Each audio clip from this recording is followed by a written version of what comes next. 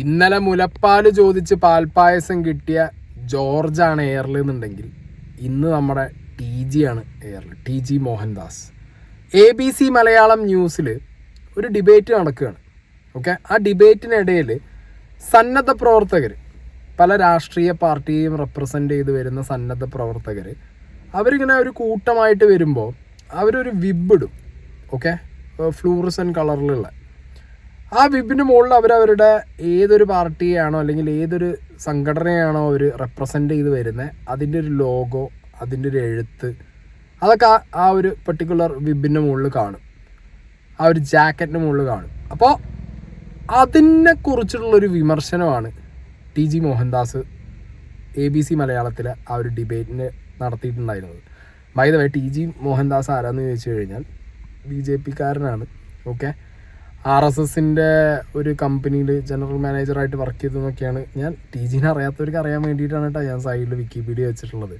TGനെ സ്ഥിരമായിട്ട് ഈ ചർച്ചകളും കാര്യങ്ങളൊക്കെ കാണുന്നവർക്ക് TGയെ പെട്ടെന്ന് മനസ്സിലാവും. ചില സമയത്ത് TGൻ്റെ സംസാരം കേൾക്കുന്ന സമയത്ത് മോനെ എന്ന് തോന്നിയാലും ചില സമയത്ത് ഇതോട് കാട്ട് സംഖ്യയുടെ ഇങ്ങേര് എന്നുള്ളത് നല്ല രീതിയിൽ തോന്നും. പക്ഷെ രസമാണ് TGൻ്റെ സംസാരം കേട്ടിരിക്കാനോ അല്ലെങ്കിൽ ചില കാര്യങ്ങൾ വെട്ടി തുറന്ന് പറയുന്നത് കേൾക്കാനൊക്കെ സംഗതി രസമാണ്. അപ്പോൾ TG ഇന്നലെ പറഞ്ഞ കുറച്ച് കാര്യങ്ങൾ, ഒരു പ്രദേശം മുഴുവൻ ഒലിച്ചുപോയി. ഇപ്പോൾ ഈ മറ്റേ ജാക്കറ്റൊക്കെ ഇട്ട് നടക്കുന്ന ഒരുപാട് പേര് ഈ TV കാണാമല്ലോ. SYS സുന്നി യുവജന സംഘം, SKSSF അതെന്താണെന്ന് എനിക്കറിഞ്ഞൂടാ, എന്തൊക്കെയോ ഉണ്ട്. അതിലൊരു മുസ്ലിം മഞ്ഞ ഉടുപ്പിട്ടൊരു വൈറ്റ് ഗാർഡിനെ കണ്ടു. അതെ, മഞ്ഞ ഉടുപ്പിട്ട് വൈറ്റ് ഗാർഡ്, വൈറ്റ് ഉടുപ്പിട്ട് മഞ്ഞ ഗാർഡ്, ഇതൊക്കെ കുറേ എണ്ണം. ഇതുകൂടാതെ DYFI, ഇവരുടെ SDPI കണ്ടു. ഇവരുടെ ആ ടീഷർട്ട് കണ്ടാലറിയാം. ഇന്നലെ രാവിലെ മുതൽ ധൃതി പിടിച്ച് തയ്യൽക്കാരൻ്റെ പിടിച്ച് വേഗം അത് കഴിഞ്ഞിട്ട് പ്രിൻ്റ് ചെയ്ത് അത് വിട്ടുകൊണ്ട് ഇവിടെ ഇറങ്ങിയിരിക്കുകയാണ്. റിസ്ക്കുള്ള മേഖലയിലൊന്നും പോയിട്ടില്ല. TGയുടെ സേവാഭാരതി കണ്ടില്ല. അവർ ഈ കഴിഞ്ഞ 2018 പ്രളയകാലത്താണ് സർക്കാർ ഉത്തരവിറക്കിയത്. ഈ വക ഒരു സംഘടനയുടെ പേരിൽ ആളുകൾ ഇറങ്ങുന്നതിന് കുഴപ്പമില്ല, പക്ഷേ നിങ്ങളുടെ ബാനറും സംഗതിയും ഒന്നും കാണിച്ചുകൊണ്ട് നടക്കരുത്, അത് മര്യാദയല്ല എന്ന് പറഞ്ഞു. ഒരുപക്ഷെ സേവാഭാരതി മാത്രം അതനുസരിച്ച് കാണും, ബാക്കിയുള്ളവർ ഇച്ചിരി കൂടെ വലുതാക്കി എഴുതിയിട്ട് നെഞ്ചത്ത് കുത്തിക്കൊണ്ട് നടക്കുകയാണ്. TG സ്ഥിരം ശൈലി ഉപയോഗിച്ച് ഇപ്പം പ്രിൻ്റ് ചെയ്ത് അടിച്ചിറക്കി ഈ പറഞ്ഞ മുസ്ലിം സംഘടനകളെ റെപ്രസെൻ്റ് ചെയ്യുന്ന ആളുകൾ അവരുടെ ലോഗോയും അവരുടെ ഷോർട്ട് നെയിമും വെച്ച് ഇറങ്ങി അതൊരു പബ്ലിസിറ്റി സ്റ്റണ്ടാണ്, ഇത് പാടില്ല എന്ന് പറയുമ്പോൾ സേവാഭാരതി മാത്രമേ ഇത് വെച്ച് ഇറങ്ങാത്തതായിട്ടുള്ളൂ. കാരണം അങ്ങേരുടെ മറ്റേ BJPക്കാരൻ RSSകാരനൊക്കെ ഉണരൂലോ. സംഗതി അങ്ങേര് കണ്ടിട്ടില്ല, സേവാഭാരതി അങ്ങേരെ തേച്ച്. അതോ ഇനി TG ഉള്ളപ്പോൾ ഉള്ള സേവാഭാരതി അല്ലേ ഇപ്പോൾ എന്നുള്ളതും അറിയാൻ പാടില്ല. ബാക്കിയുള്ള മുസ്ലിം സംഘടനകളുടെ എല്ലാ പേരും അവരിട്ട ജാക്കറ്റിന് മുകളിലുള്ള ലോഗോയും അത് എപ്പോൾ അടിച്ച് വന്നതാന്നുള്ളത് വരെ TG എന്ത് ചെയ്ത് മഷിയിട്ട് കണ്ടുപിടിച്ച്. എന്നാൽ സ്വന്തം സേവാഭാരതിക്കാർ തന്നെ അപ്പുറത്ത് പ്ലേറ്റ് മാറ്റി ചവിട്ടിയാൽ പോയെന്നുള്ളത് പാവം TG അറിഞ്ഞോ? TG എങ്ങനെ ഏറെ പോകാതിരിക്കും? ഇതിനിപ്പോൾ ഞാനായിട്ട് എവിടെ നിന്ന് എടുത്തോടുന്നു എന്ന് പറയണ്ട, സേവാഭാരതീൻ്റെ പേജിൽ വന്നു തന്നെയാണ്. അതിൻ്റെ സ്ക്രീൻഷോട്ട് ഞാൻ അവിടെ വെച്ചിട്ടുണ്ട്. ഇനി ഇവിടെ ഈ പയ്യന്മാർ പറയുന്നത് കേട്ടോ, ജനം TVക്ക് കൊടുത്ത വൈറ്റാ. പരമാവധി മാക്സിമം നമുക്ക് അവസാനത്തെ മേഖലയിൽ നമ്മൾ എത്തിപ്പെട്ട് അവിടെ ഉള്ള മുഴുവൻ, ഇപ്പം നമുക്കറിയാം നിലവിലെ സാഹചര്യം അറിയാം, അപ്പോൾ അവസാന ആളെയും കണ്ടെത്താനുള്ളൊരു ശ്രമം തന്നെയാണ് സേവാഭാരതി നടത്തുന്നത്. കഴിഞ്ഞ ദിവസങ്ങളിലായിട്ട് സേവാഭാരതി അതിനുള്ള സജീവമായുള്ള പ്രവർത്തനങ്ങൾ നടത്തുന്നുണ്ട്. ഇന്നിപ്പോൾ നമ്മളെല്ലാ സജ്ജീകരണങ്ങളും കൂടി തന്നെയാണ് ഇവിടെ എത്തിയിട്ടുള്ളത്. പരമാവധി എല്ലാ മേഖലയിലും എത്തി അവിടുത്തെ അവസാന ആളെയും കണ്ടെത്തി അവർക്ക് വേണ്ട സഹായങ്ങൾ ചെയ്യുക എന്നുള്ളത് തന്നെയാണ് സേവാഭാരതി ഇന്ന് ഉദ്ദേശിക്കുന്നത്. എല്ലാ സംവിധാനങ്ങളുമായിട്ടാണ് ഇവിടെ സേവാഭാരതിയുടെ പ്രവർത്തകർ എത്തിയിട്ടുള്ളത്. കഴിഞ്ഞ ദിവസങ്ങളിലും അതുപോലെ മുഴുവൻ സജ്ജീകരണങ്ങളുമായിട്ട് കയർ ഉൾപ്പെടെയുള്ള എല്ലാ സജ്ജീകരണവുമായിട്ടാണ് മുഴുവൻ പ്രവർത്തകരും ഇന്ന് ഇവിടെ ഉള്ളത്. അതുപോലെ തന്നെ ഈ പ്രളയവുമായി ബന്ധപ്പെട്ടുള്ള എല്ലാ മേഖലകളും, അത് ദുരിതാശ്വാസ മേഖലയായിക്കോട്ടെ, ക്യാമ്പുകളായിക്കോട്ടെ, അതുപോലെ മൃതദേഹങ്ങൾ ദഹിപ്പിക്കുന്ന ഇതായിക്കോട്ടെ, എല്ലാ മേഖലകളിലും സേവാഭാരതിയുടെ പ്രവർത്തകർ സജീവമായിട്ട് തന്നെയുണ്ട്. സേവാഭാരതിയുടെ പ്രവർത്തകർ സജീവമായിട്ട് ഇറങ്ങട്ടെ. അങ്ങനെ ഏത് സംഘടനയുടെ ഭാഗമായിട്ട് പ്രവർത്തിക്കുന്നവരാണെന്നുണ്ടെങ്കിലും നിങ്ങൾ ഒരു യൂണിറ്റ് ആയിട്ട് ഇറങ്ങുമ്പോൾ നിങ്ങൾക്ക് അതിൻ്റെ ഒരു യൂണിഫോമിറ്റി കീപ്പ് ചെയ്യണമെന്നുണ്ടെന്നുണ്ടെങ്കിൽ നിങ്ങൾ ഇതേപോലുള്ള ജേഴ്സിയോ കാര്യങ്ങളോ ജാക്കറ്റോ വിബൊക്കെ ഉപയോഗിച്ചോ, ഒരു പ്രശ്നവും ഇല്ല. മനസ്സിലായോ? കാരണം എനിക്ക് തോന്നുന്നില്ല ആരും ലൈക്ക് എന്താ പറയുക, എനിക്ക് തോന്നുന്നില്ല ആരും അങ്ങോട്ട് ഈ ദുരന്തം നടന്ന സ്ഥലത്തേക്ക് അവരുടെ ഒരു ഷോ ഓഫിനോ അല്ലെങ്കിൽ അവരുടേതായിട്ടുള്ള ഒരു കൈൻഡ് ഓഫ് പ്രൊമോഷന് വേണ്ടിയിട്ടോ അവരിങ്ങനത്തെ സാധനങ്ങളൊക്കെ ഇട്ടിട്ട് പോകുന്നുള്ളത്. അവരുടെ പ്രൈമറി ആവശ്യം എന്ന് പറയുന്നത് ആ സ്ഥലത്തെത്തുക, എല്ലാവരെയും ഹെൽപ്പ് ചെയ്യുക എന്നുള്ളതാണ്. അല്ലാതെ ഈ TGൻ്റെ സേവാഭാരതിക്ക് മാത്രം 2 കൊമ്പ് പ്രത്യേകിച്ചൊന്നുമില്ല. ഇപ്പോൾ TG ഇത് കാണുന്നുണ്ടെന്നുണ്ടെങ്കിൽ ഒന്ന് സൂക്ഷിച്ച് നോക്കണം. ഈ സംസാരിച്ച പയ്യന്മാരുടെയൊക്കെ ബനിയൻ്റെ നെഞ്ചത്ത് വട്ടത്തിലിരിക്കുന്നത് ലോഗോ ആണ്.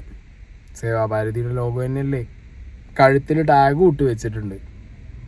ഏത് ഈ ചെക്കന്മാരും ഇങ്ങനെ നേരെ നിന്ന് മൈക്കിൽ സംസാരിച്ചുകൊണ്ട്, പിന്നെന്നുള്ള വിഷ്വൽസ് ആണെന്നുണ്ടെങ്കിൽ ചിലപ്പോൾ ബാക്കിലും കാണും. ഏത് പിന്നെ കളറ് കാവി കളറാണ്. അല്ലാതെ ഇവരാരും മറ്റേ സ്വന്തം ഡ്രസ്സ് ഇട്ടിട്ട് വന്നിട്ട് ഞങ്ങൾ സേവാഭാരതിക്കാരാണെന്ന് പറഞ്ഞ് സംസാരിച്ചാലല്ലോ.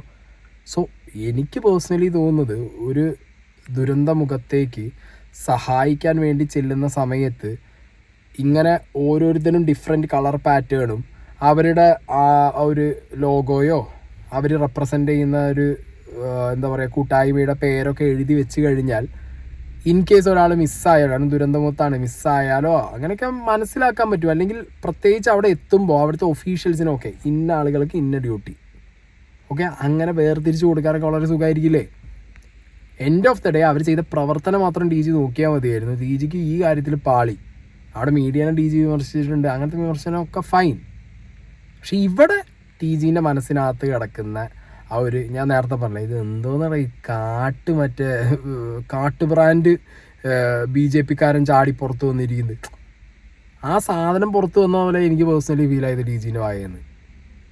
ഏത് പ്രത്യേകിച്ച് ആ മുസ്ലിം സംഘടനകളുടെ ലോഗോയെക്കുറിച്ചും അവരെ മറ്റേ പേരുകളെ കുറിച്ചൊക്കെ പറയുന്ന സമയത്തുള്ള ഒരു BJP-ക്കാരൻ്റെതായിട്ടുള്ള സംഘപുച്ഛം, ആ സാധനം നന്നായിട്ട് പ്രതിഫലിക്കുന്നുണ്ടായിരുന്നു. അവർ ചെയ്ത കാര്യത്തിലേക്ക് പോകും, അതിൻ്റെ വർഗീയതയിലേക്കല്ല പോകേണ്ടത്. ആ വർഗീയതയിലേക്ക് പോകുമ്പോഴാണ് TGയെ പോലുള്ളവർ എന്താകുന്നത് അറിയോ, വെറും കാട്ടസംഖ്യകളാകുന്നത്. നിങ്ങളല്ലാതെ ഒരുപാട് കാര്യങ്ങൾ സംസാരിക്കുന്നുണ്ടല്ലോ, അത് സംസാരിച്ച് പോയാൽ മതി. അല്ലാതെ ഇത് പറഞ്ഞിട്ട് കാര്യമില്ലടി, ചാണകമാണ്, എപ്പോൾ വേണേ മണക്കാം. ഏത് ആ ഒരവസ്ഥയാണ്. ഇനി ആരല്ല TG അല്ലെങ്കിൽ ആരാണെങ്കിലും അതാണ് ഗതി. അപ്പോൾ എന്താണെങ്കിലും സേവാഭാരതി ആണെന്നുണ്ടെങ്കിലും ഈ പറഞ്ഞ റൂൾസ് ഒന്നും പാലിച്ചിട്ടില്ല. ഇറങ്ങി പോകാൻ നേരത്ത് കാവി കളറ് ബനിയനും നെഞ്ചത്ത് ലോഗോയും ഇട്ടിട്ടുണ്ട്. അതോടുകൂടി പാവം TG ഏറി കയറി. ഇനിയിപ്പോൾ അതവിടെ നിൽക്കട്ടെ. ഇനി അടുത്തത്, ഇന്നലെ മലയാളികൾ നമ്മുടെ ലാലേട്ടൻ, മലയാളത്തിൻ്റെ സ്വന്തം ലാലേട്ടൻ വയനാട്ടിലേക്ക് വരുന്നു എന്ന് പറഞ്ഞിട്ട് എയർപോർട്ടിൽ നിന്ന് വരുന്ന കുറേ വിഷ്വൽസൊക്കെ വന്നപ്പോൾ അതിനടിയിൽ മോനെ പൊങ്കാലി കൊണ്ട് കയറും കളി ചെയ്യുന്നു. ഇന്ത്യൻ ആർമി ഈ തെണ്ടിയുടെ പിന്നാലെ ഇവനും പട്ടി ഷോ തുടങ്ങി നാണം കെട്ട നാടകം. സിനിമയിൽ പോരെ മിസ്റ്റർ മോഹൻലാൽ, താൻ എന്ത് കോണകമാണ്. അങ്ങനെ അടുത്തത് നോക്കട്ടെ. ആർമി ഇല്ലെങ്കിൽ സംഘി മോഹൻലാൽ എയർപോർട്ടിൽ നിന്നും പുറത്തു പോകില്ലേ. എന്തെല്ലാം നാടകങ്ങളാണ് ഈ സംഘികൾ കാട്ടിക്കൂട്ടുന്നത്. എന്തിനു വെറുതെ അവിടെ പോയി പട്ടാളക്കാരെ പട്ടാക്കാനോ? സിനിമയിൽ അഭിനയിച്ചാൽ പോരെ, പട്ടാളത്തിൽ പോകേണ്ട വല്ല കാര്യവും ഉണ്ടോ? അങ്ങനെ തെറിവിളി ലാലേട്ടനെ എടുത്തിട്ട് ഊക്കി അടിച്ചുകൊണ്ടിരിക്കുന്നു. 2019 ഇന്ത്യൻ ടെറിട്ടോറിയൽ ആർമിയുടെ ലഫ്റ്റനൻറ്റ് കേണലായിട്ടാണ് നമ്മളെ ലാലേട്ടൻ. ഓക്കെ, ഇതൊന്ന് ബ്രാൻഡ് അംബാസിഡറും കൂടിയാണ് ടെറിട്ടോറിയൽ ആർമിയുടെ അങ്ങേര്.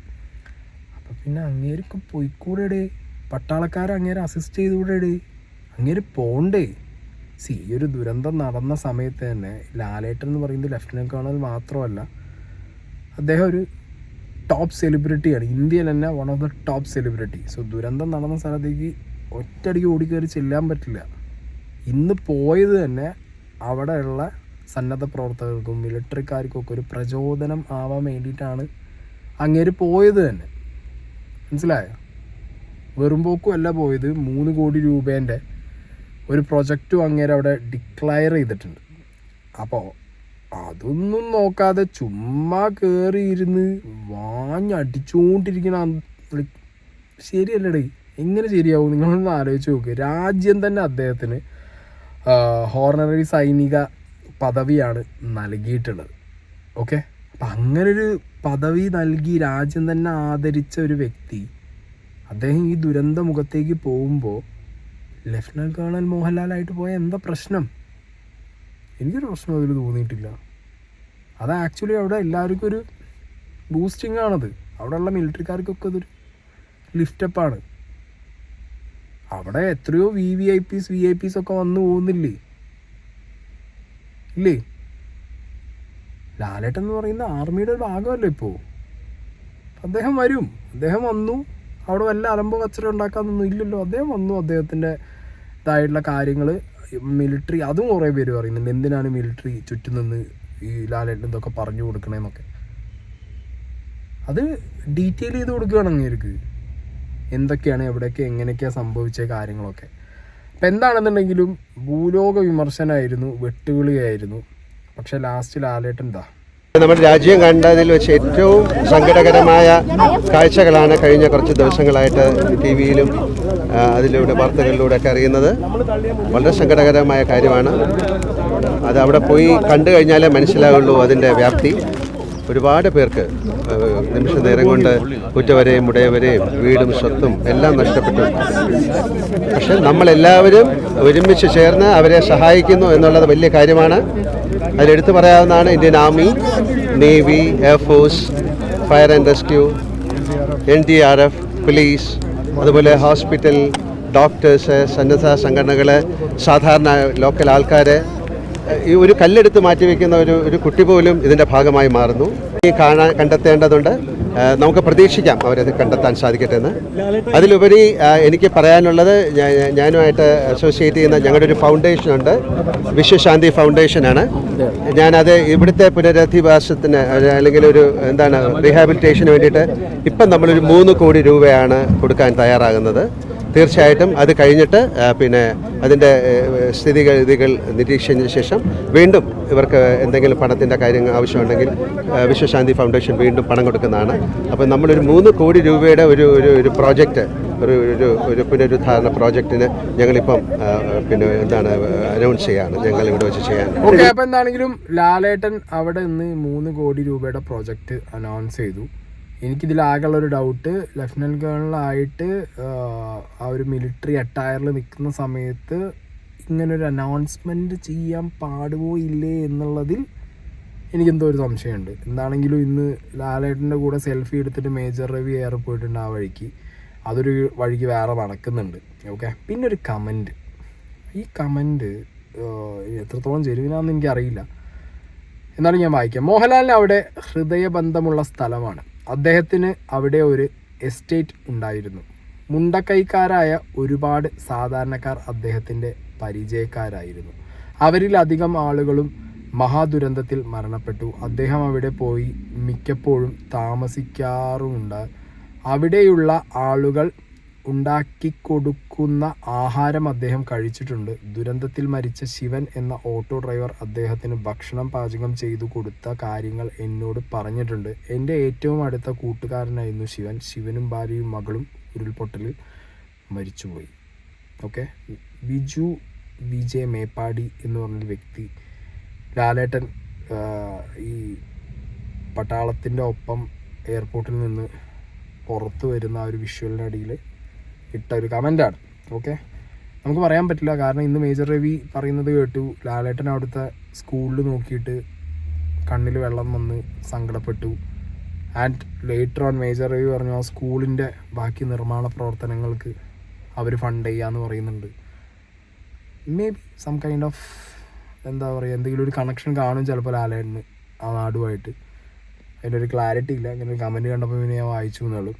എന്താണെങ്കിലും ഞാൻ പറയട്ടെ, ഒരു രൂപ, ഈ പൈസ പോട്ടെ, നമ്മളെ കൊണ്ട് ചെയ്യാൻ പറ്റുന്നില്ല, നമ്മൾ വേറൊരാൾക്ക് ചെയ്യാൻ കപ്പാസിറ്റി ഉള്ള ഒരാൾക്ക് നമ്മളൊരു സാധനം ഷെയർ ചെയ്ത് കൊടുക്കും, അതും ഒരു കോൺട്രിബ്യൂഷനാണ്.